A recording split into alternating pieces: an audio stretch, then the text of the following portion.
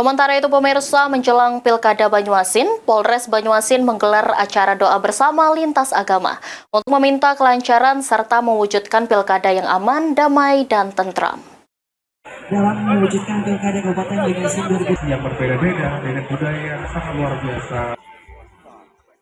Menyambut pemilihan gubernur dan wakil gubernur serta bupati dan wakil bupati di Kabupaten Banyuasin, Polres Banyuasin menggelar acara doa bersama lintas agama. Muhammad Farid, pejabat Bupati Banyuasin yang hadir mengatakan doa bersama dengan 5 agama dilakukan agar pilkada mendapatkan kelancaran, aman, dan damai. Muhammad Farid sendiri telah melakukan beberapa upaya untuk menghindari konflik yang akan terjadi, berupa sosialisasi dan pemahaman melalui media sosial. Hari ini kita melaksanakan doa bersama dengan seluruh tokoh masyarakat, tokoh agama, bersama Forkopimda Kabupaten Banyuasin dalam rangka kita menjadikan pilkada pesta demokrasi tahun 2024 ini berjalan dengan aman dan lancar, tentunya dengan kesehatan.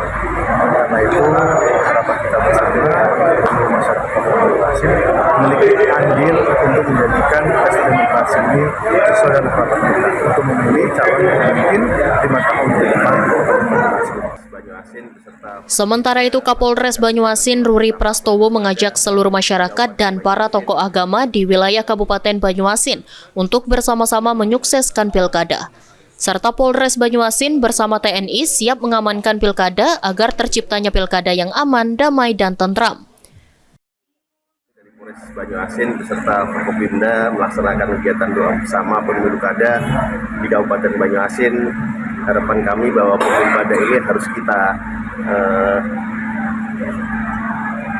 laksanakan dengan penuh sukacita, terutama masyarakat Kabupaten Banyuasin yang menggunakan hak pilihnya tanggal 27 November nanti. Pilihlah pemimpin yang pro rakyat, punya program visi misi pro rakyat. Kemudian kami dari Polres Banyuasin tentunya akan bersinergi dengan TNI, Pemda, kemudian stakeholder untuk mengamankan situasi kondisi wilayah ini. Doa bersama ini dihadiri oleh seluruh agama yang ada di Banyuasin. Ridho Ilahi, PAL TV.